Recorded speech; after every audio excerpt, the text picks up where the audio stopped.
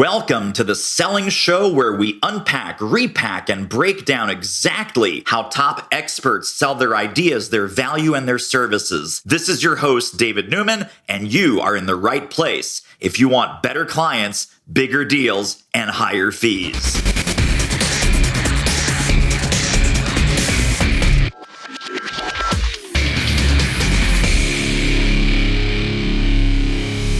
You know, I've had a lot of smart people on this show, but the smart meter tops out with my next guest, Mr. Randall Craig. Randall, welcome to the show. Glad to be here, David. Give us the Randall Craig story. Let's start with that. What were some of the professional adventures along the way that brought you to the current work that you're doing? And give us some interesting pit stops along the way. Oh, boy. Well, I'll do the short version for you, David, because we only have 3 hours here. I started doing mergers and acquisitions at KPMG years and years ago, right out of business school. Loved it, I thought, until I realized I did not want to spend the time being a number jockey in front of a spreadsheet my entire life. Decided to go to law school, got into a whole bunch of programs, and told my boss, the national head of M&A, that I'll be going. And he says, okay, that's fine. And this is one of those turning points. The next day, I get a call to the vice chairman of KPMG's office. And his office was the size of a football field, an 8-foot desk. He's 6.5 feet tall. He says, Randall, I hear you're going to be leaving us. This is January. I hear we're going to leave us in September. You're not going to be doing anything interesting. And I said, not a problem. He says, why don't you be my early morning assistant? And I don't know if I've ever shared this story with you, David, but I say, well, what's an early morning assistant? And, understand this is a multi-billion-dollar company. This is the vice chair. He says, well, you show up at my office at 5:30 in the morning, 6 at the latest. And between then and 8:39, we'll just have a conversation. And between 9 a.m. and 9 p.m., you do your job and I'll do mine. And, I'm not an idiot. I say, okay, fine. 2 days later, I'm not used to waking up at 4 or 4:30 a.m. to get down to the office downtown. I'm based in Toronto. I get there. And so what do we spend 3 hours talking about? He would say things like, we're thinking of opening a new business. What are the pros and cons? What kinds of things should we look at? What are the trends in that particular area that I need to be concerned of? We've got a partnership board meeting tonight. I've got a dispute between two partners. How do you think it should be resolved? Give me a couple different points. And he would just bang and bang and bang and bang for 3 hours. He would throw some of his toughest questions just to get my perspective. And what I call that my first MBA. Needless to say, after 6 months of this, by the way, my day job was to help and to set the post-merger national marketing strategy, 75 offices across the country and 37 employees. My job was to come up with what that strategy was. And so my 9 a.m. to 9 p.m. was actually a lot of fun for me. I discovered after 6 months several things. Number one, the idea of going to law school and having 3 years of poverty while being a student wasn't something I was particularly interested in. But more importantly, that I actually had a skill at service-based marketing. It was very much in its infancy, but understanding how to build, and market a firm the size of KPMG was quite something, especially for somebody in his mid-20s. And so at the end of this short version, I said I wanted to actually have a hand in executing that strategy. And one of the things that he was responsible for was marketing. So I was put in as a marketer and I moved up through that hierarchy pretty quickly. And at the very end of the day, I decided, okay, do I become a partner or do I, find something else? And I thought to myself, if I left and started my own professional services firm, my own consulting firm, if I grew that to the right size, I could merge in. And what ended up happening was I did start my own firm. I did grow it, but we were acquired by an American public company. Eventually, I was a senior VP there. And, it was a much bigger scale than my firm, but it was a boatload of fun. So those are some of the kind of things, I've done a lot of interesting consulting. A lot of my clients are some of the biggest brands, but also some of the most dynamic regional or smaller professional service firms as well. The question of, how do you get from point A to point B was something I've always dealt with. And, that's kind of where I got to where I was. I built a few firms. I sold a few firms of my own. along the way. I've written like 8 books like you, decent books. And, along the way, I'm, Hall of Fame professional speaker. But my real love is actually helping clients and seeing the light bulb go on. It's something that I'm sure that you understand very well. So, yes. And I'm sure many of our listeners also get the same jolt of juice from that. Well, I've got like 17 million questions based on just that very short intro. Tell me about the pull of the partnership track, having this very intimate, deep relationship with the vice chair, the money, the glory, all of that. How much did you know about the entrepreneurial track and the risk and the fear? And, you don't have the KPMG name behind you anymore. You obviously have your smarts and you have your network, but how did you make that should I stay or should I go decision? What were some of the factors? It's very interesting. At that particular time, my wife and I bought a new house in the suburbs. It's big and everything. And, we had a big mortgage. The kid was coming along their way. We had one kid, another on the way. And, I spoke to my wife and I said to her, here's an opportunity. What do you think? And she gave me probably the best advice I've gotten from anybody. She says, Randall, what's the worst that can happen? We sell the house, we move into your parents' basement, we still have our health, we still have our minds, we still have our drive. What's the worst that can happen? And I think too often, many people imagine that worst and say, they never say, how might I, right? They just say, that's it. And so at that particular point, I said, okay, I'm going to do it. It turns out that the first company I pitched was a company called Torstar. They owned the Toronto Star, they owned Harlequin Romances, they owned a whole bunch of other things. And I pitched them the strategy of this thing called the internet and how that could transform their business. Luckily, they said, okay, the guy sounds like he knows what he's talking about. And it's not that I tricked them. I had actually put KPMG online as well. And so, when you start dealing with tier 1 clients outside, you quickly realize that, like no one ever gets into the partnership. You earn your way into it. You've got to build a business that's worthy of being a partner.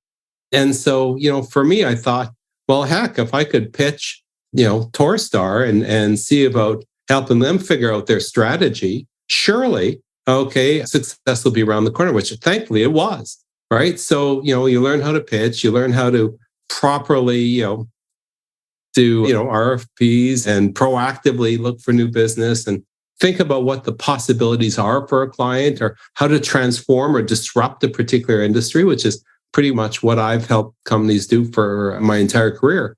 And so it wasn't that hard. It really wasn't that hard. And the beauty is, as many of our viewers, listeners would be thinking of right now, is that when you are a bit smaller, you've got a lot more flexibility. You're a lot more agile. You're not hemmed in by client conflicts, for example. You're not hemmed in by, say, the politics of the larger organization. And so it wasn't that a hard decision to make at all. It wasn't. It was a very exciting one. And, I wouldn't have changed anything, frankly. Hang on. Let's back up the truck. Beep, beep, beep, beep. Listen, I have a brand new sales book out there. You got to get your hands on it. It is awesome. It is amazing. It is fantastic. It is useful, practical, actionable, and a ton of bonuses are waiting for you over at doitselling.com. Grab your copy right now and grab all the bonuses, goodies, companion tools, and downloads that go with the book. You'll love it. I guarantee it.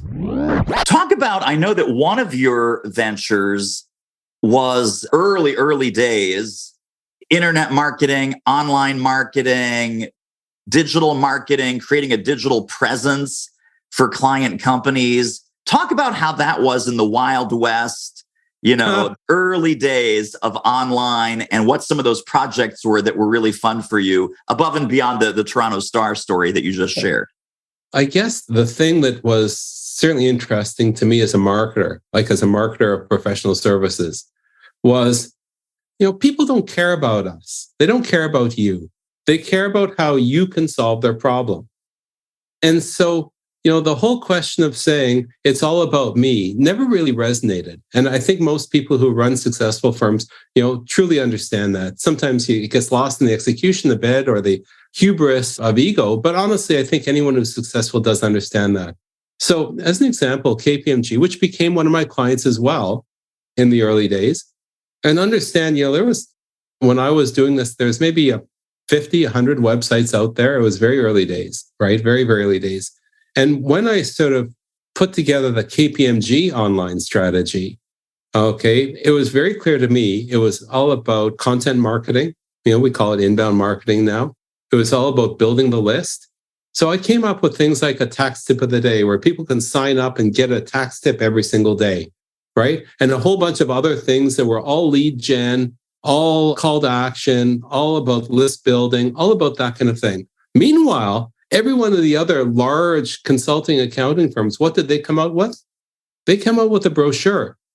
Here's a homepage with all the business lines that we actually have, right? And the question of where does content fit in, let alone getting people to sign up, right? So on day one, we had double opt-in, which we had to actually program that. There was no CCPA or there was no GDPR or any of the other laws about it. So I learned very, very, very early on that it wasn't just the question of saying, let's take that brochure and actually put that online. When it came in Canada, probably one of the biggest financial websites is run by the Globe and Mail. It's Canada's version of the Wall Street Journal. And at the very beginning there, it was a very simple thing of, we've got an entire report on business section, which has got page after page after page after page of stock prices. Wouldn't it make more sense, as an example, to actually have things like an online portfolio where people can actually put their portfolio in? Wouldn't it be more interesting that if people could search for mutual funds and stocks that meet certain criteria, different return criteria, and a whole bunch of different criteria? So you couldn't imagine what it's like when I went in there. And the conversation was, we're thinking about putting some of our special sections online. And we've got these stock tables. We're not so sure what to do about it. And then to go into a room and whiteboard the whole place over with, here's what Globe Investor could be.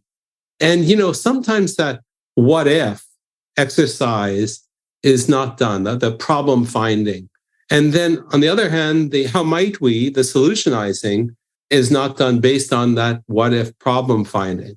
And so whether it be, that or Canada's largest job search site, or whether it be several international financial institutions, or whether it be, global law firms or regional law firms or consulting firms and accounting firms, it's all the same thing.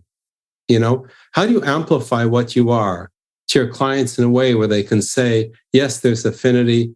A computer is never going to sign an engagement letter. It's always going to be a real person that does it. So how do you build that online connection with them? And of course, today, things are very, very different in terms of how you use online than sort of, way back when. But the underlying fundamentals are very, very true. And what so many people are doing is sometimes good and sometimes not so good.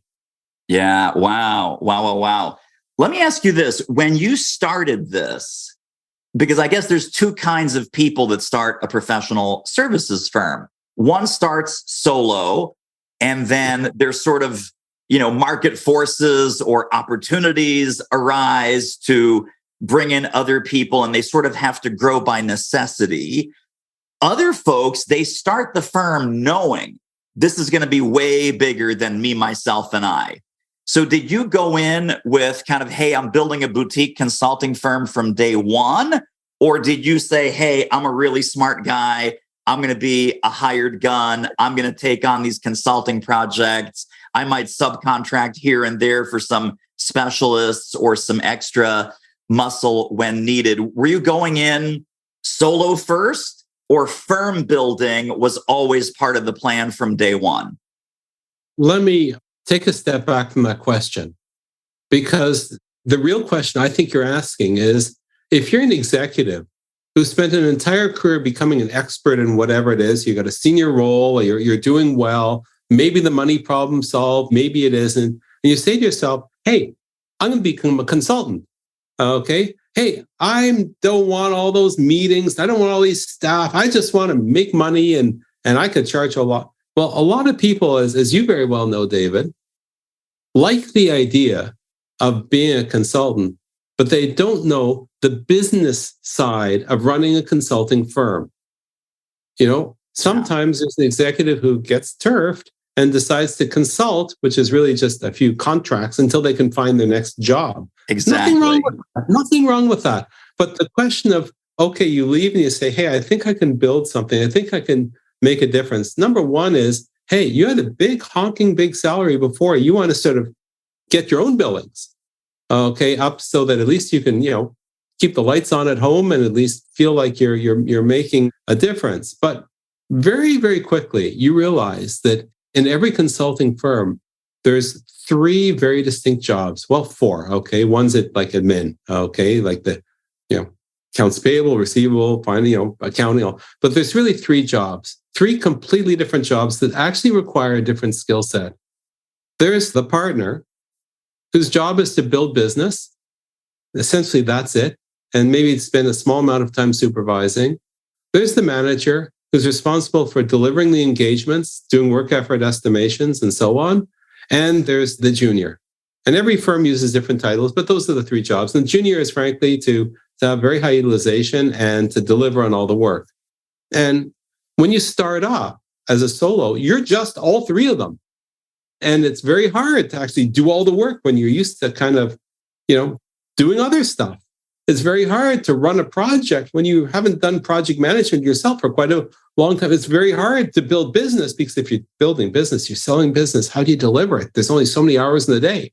So what's your target utilization and how are you going to, get that balance? And for me, when I started, the balance was very simple. Okay. I was doing all this biz dev and outreach and all that kind of thing between, 9 p.m. and 2 a.m. And I was with clients, thank you very much, from 9 a.m. till 9 p.m. or whatever the time was. So you had to figure out that. And pretty soon, once you've got the book of business, it's big enough that you start to say, okay, let me contract people in. Then you realize, well, if you do contract people in, perhaps they're not going to understand your frameworks and methodologies. And the engagement's gone, off they go, and the learning goes with them. So you say, well, one sec, lower margin, okay. I don't have any kind of organizational learning. There's no real knowledge management happening. So off they go. And that's not very helpful. So you say, okay, well, let me get some employees. And then all of a sudden you're in the business of keeping mouths fed, which, by the way, is something else that you think that you're leaving the stressful corporate world, but really you're taking on, hey, guess what? It's a business, just like the business you're in before. So that becomes a big thing. So all of a sudden, you've got maybe 1 or 2 people, maybe they're contractors, maybe some of their employees, and you realize that, okay, at this point, let me take a step back here. What do I really want to do? And too often, the strategic planning, and I'm not talking about the big strategic planning, but really just the, okay, how am I going to grow this in a way that makes sense and that I actually enjoy my job and I'm making some money, not just feeding the payroll of all these dozens of other people? That becomes a little harder. Right? But you do that strategic plan, you say, okay, this is how I'm going to go. And I know a lot of people who are just solo, super senior people, super high rates. In a certain sense, I'm one of those. I don't have the gazillion employees. I don't have the big business that you have, David, but that's the decision I've made. And so I might keep more of it, but the kind of scaling that I do isn't by adding more utilization, by adding more bodies. It's through other mechanisms, right? Other people say, listen, I work best when there's a lot of people around me. And I want to make sure that I build the business in a way that supports those people. I want people specifically that can help with biz dev or marketing. I want some people, for example, who are amazing at managing projects and make sure that anything that I sell is actually delivered on time, on budget, and at the right margins, right? Gee, I need a way to grow people sort of up the hierarchy, up or out, right? So there's another mechanism. So that's one kind of model. The other is to say, hey, listen, I'm going to merge with 1 or 2 other folks and we're going to be partners. And we each have slightly different skills. And as a result of that, we're laying off risk. Okay, we're adding some complexity, but we're laying off risk. And we can grow because what we can give our clients is a lot wider. And guess what? We keep more of the money. Others will say, well, no, I don't want partners, but I'm going to have a network of associates, all of whom may be individuals, okay, or maybe small firms. And we get together when needed, and then off we go. We got different businesses, but gee, they're longtime collaborative partners. So, I'm sorry for rambling on, David, but your question was an excellent question. And it really depends on where a particular client is coming from. Yeah, no, that was exactly my question. So thank you for reframing it so brilliantly. I would love to talk to you again, early days to more sophistication to your current thinking today. Talk to me about pricing, because there's all this talk about, whether any kind of professional services, legal profession, accounting profession, engineering profession, consulting profession, hourly billing is sort of the ancient norm. And some folks have moved away from that, but many are still mired in that. Hourly billing, utilization, etc., versus outcome-based pricing versus partnership-based pricing. Hey, this is the fee and then this percentage of the upside. So there's kind of a partnership stake in the outcome of a big, juicy consulting project or growth project. And then there's just purely value-based fees, which is, hey, you stand to make 10x. I'm going to charge you 1x. I'm making a ton of money, but you're making 10 times more. Tell us about the evolution of your thinking and the way that you advise professional services firms that come to you. What were some of the pricing mistakes or missteps early on? And what lessons have you learned about the different ways to price professional services? So you're absolutely right. Your thinking is very much up to date on what one can do. But what I might want running my firm might not be what the client is used to. And therefore, there's always a gap that needs to be fixed. You've got to bring the client along in terms of their thinking.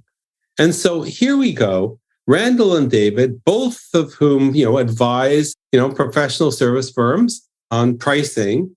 Okay, we're fine. And David, because he's mired in the olden days, is charging $250 an hour. And Randall is charging, a percentage of upside or a value-based fee, whatever it happens to be. And the client is used to paying X dollars per hour. Okay, 200. Okay, and David's at 250. And David's a great salesperson, so he could move them up to 250.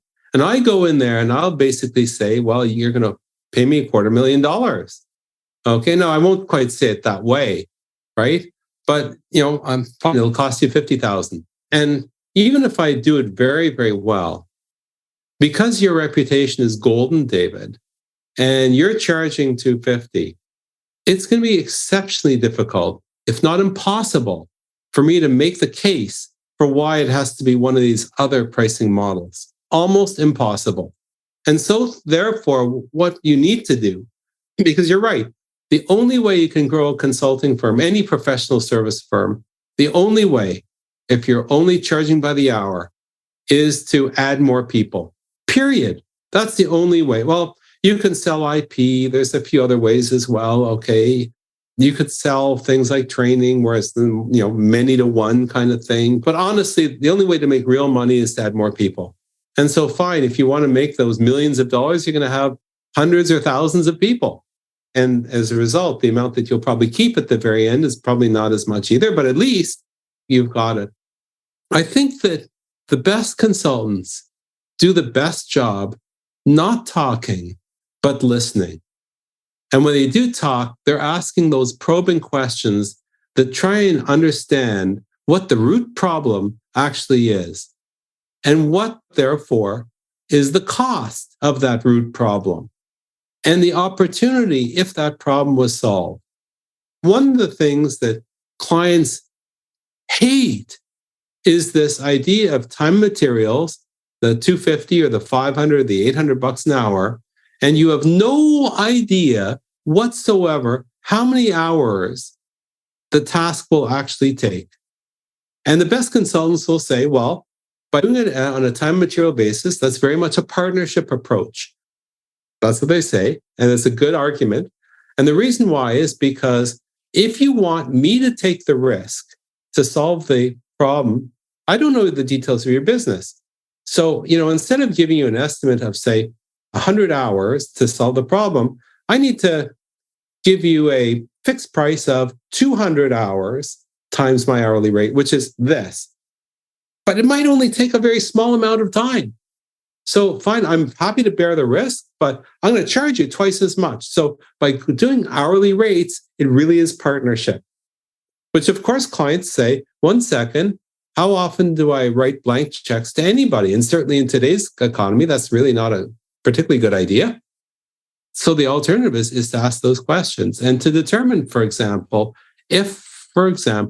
using my methodologies and my frameworks, we can solve it. And that's fine. You can pay a small retainer, but it's a very nominal thing. That just makes sure that I can keep the lights on. And if we can determine the value of the savings, surely we can get better alignment if we share some of those savings or that upside. So you and I might say this to our clients. Of course, this is a way to scale and get much better margins and all those kinds of things. But it's actually a lot harder to do in practice. And I'll tell you why. Sometimes it can be determining what precisely is the metric to use when it comes to opportunities or cost savings or risk reduction or whatever it is. Sometimes it's very hard to agree on those. Sometimes those aren't really auditable. We can't be sure that somebody's not sort of, playing a game here, right? Or sometimes when you do a bang-up job, the client will be aghast. It's not usually the one who signs the contract. Maybe it's the CFO or maybe it's somebody else off the side, is aghast that we're going to spend so much money on this one-on-one consulting engagement.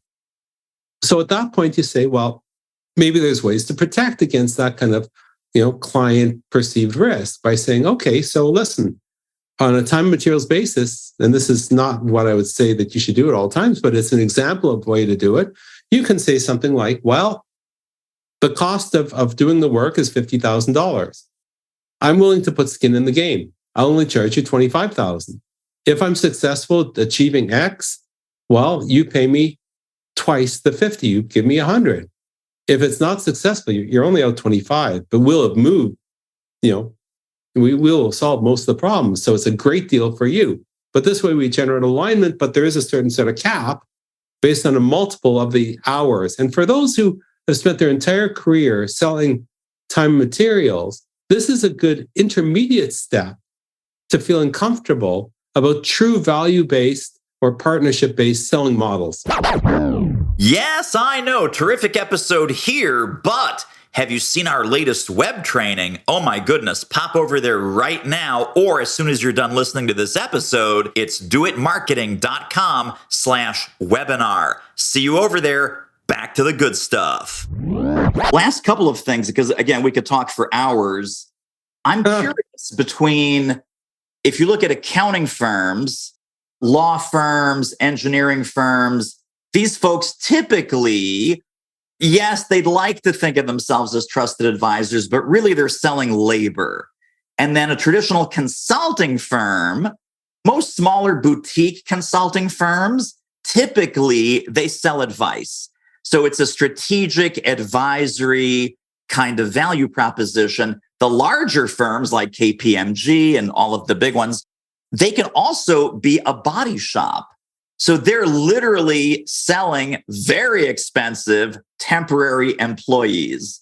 Talk about, is there a foundational difference? Like when an accounting firm comes to you, says, hey, we have these junior accountants, we're literally selling labor, they're doing taxes, they're doing tax strategy, they're doing compliance, they're doing all these things that literally take people hours on the clock, versus the advisory kind of work, which we say kind of, the shop talk is, hey, this is awesome. We're selling air. We're selling our brain power. We're not actually selling labor. Is there a difference between the kinds of firms that are selling labor versus selling advice? So the true body shops, the outsourcers where you're just buying X number of hours of capacity to do data entry or to do fill in the blank, okay, or do certain compliance. That is body shop work. X number of people times X number of hours, and the competition is let's reduce the number of hours and whatever. So putting that aside, honestly, I've seen accounting firms that without a question are trusted advisor shops. And I've seen consulting firms that are body shops. Okay. And really, it's a question of role. So, for example, an accounting partner, a consulting partner, a law firm partner, an engineering partner, etc. All of them can choose, for example, to go down the path of being a trusted advisor. So what that means is when a client comes to you and they say, I'm thinking about this. What do you think? First of all, are they actually coming to you and asking those questions? If they're not, you're probably not a trusted advisor. You might be a good accounting partner or a consulting partner or a lawyer. So first they come there. Secondly, when you answer, do you truly answer in the client's best interest, even if it's not in your own commercial best interest? So the bigger firms, for example, they'll say, we could do everything, just refer to a partner who's got a specialty in whatever that everything is. But if you're truly a trusted advisor and the best person for the client is outside of your firm, do you feel comfortable and you're strong enough, in your own mind to be able to say, hey, this is what you should do, go over there.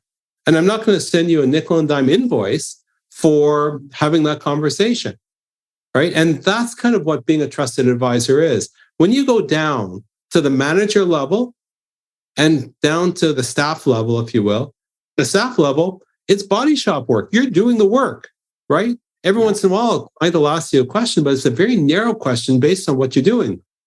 At the manager level, I say manager, I mean manager, senior manager, director, like upper year associate, but somebody who's doing that kind of thing, yes, you're actually doing more client work. They ask you questions that you can answer, and you could take a trusted advisor mindset, but they're likely not coming to you for some of that higher level sort of trusted advisor questions. That really only happens at the partner level, or if you're a solo, when you're wearing that particular hat. It has nothing to do with the type of professional service firm. It all has to do with what you're doing. And can I just add on to that, David? Please. So I've got a model, if you imagine trusted advisor from low to high and thought leadership from low to high. Now, by the way, in thought leadership, listen, everybody's got expertise who's in a professional service firm. Some people are experts, and some of those experts are actually thought leaders. So forget about whether you call yourself one. Understand there's that spectrum. So imagine thought leadership from super low to high. And then on the up and down axis, you've got trusted advisor. If you imagine those four quadrants, if you've got low thought leadership and low trusted advisor, you're a commodity. If you're high thought leadership and high trusted advisor, you're a star. You've got a business that's sustainable, it's going to grow, it's going to do well. But what if you've got low thought leadership, but you're a high trusted advisor? I call those ones golfers. Great on the relationship, great on getting those calls in, but there's room to move, to be unassailable, because there's always somebody else who could build a stronger relationship or who's got more time to do that. If you're a high thought leadership, but very low on the trusted advisor, I call those academics, right? You might know an awful lot, but because people don't see you as a trusted advisor, you're not able to monetize that. The best professional services firms understand that there's a strategy for every single person in the firm to move from a commodity through golfer and academic and up to star. And that strategically is a fascinating strategic differentiator. Yes. Well, as we're about to land the plane here, tell us the different ways that you now serve your clients. Give us a little bit of a sketch of what the various revenue streams are, what the various programs are that you offer to your clients. Oh, for sure. Well, one thing, I'm a professional speaker. I'm actually in the Hall of Fame of professional speakers, and partnership meetings or senior staff training. I help there, particularly in becoming a thought leader or monetizing or trusted advisor. So I speak at events, specifically with people in professional services. The second thing I do is I coach managing partners and up and coming key, practice leaders on how to scale their professional services firm. And I work with them on a monthly basis. And there isn't a program. It's very much custom for them. And the third thing that we're doing, we're just launching it right now, is we're building the Brain Trust Professional Institute, because not everybody needs that one-on-one coaching, but many of the people within the firm need some of this knowledge. So the idea is that if I might be speaking at a partners conference, I might be coaching a number of practice leaders, a lot of the other partners and some of the next level down, that they can take those courses and everyone can speak on the same page by doing stuff at the Brain Trust Professional Institute. So speaking, coaching, and the Brain Trust, that's how I help. Love it. Totally fantastic. Now, I know we have some resources, some gifts. How can folks listening get connected and stay connected to more Randall Craig Brilliance? So, I don't really have the thing to sell in a certain sense, because, a lot of my work is advisory. But I've got over 600 articles people would find relevant on my website, randallcraig.com, for people who are interested in having a short conversation about growth coaching that I do for professional services firms. You can go to randallcraig.net/coach, randallcraig.net/coach, and there's a whole page of stuff there that you could actually take a look at. On my homepage, randallcraig.com, there's that golfer star commodity academic little matrix people could take a look at if they like. And if you're on LinkedIn, love to connect with you there. And if you subscribe to my newsletter, it's literally a super quick focus tip on growing your practice, your professional service firm. Those are the best ways. Then that's the business growth tip sheet. That's the LinkedIn newsletter. Links to all of those goodies and all the entry points into Randall's empire are directly under this episode in the show notes at thesellingshow.com. Randall Craig, you are a genuinely wealth of brilliance. We totally have to have you back. Thank you for sharing your smarts with us today. Oh, my pleasure. Thank you, David. And that wraps up another episode of The Selling Show. Hey, tell you what, if you like us, rate us and review us on Apple Podcasts, subscribe, tell a friend, go grab the notes and downloads and extras at thesellingshow.com. See you next time.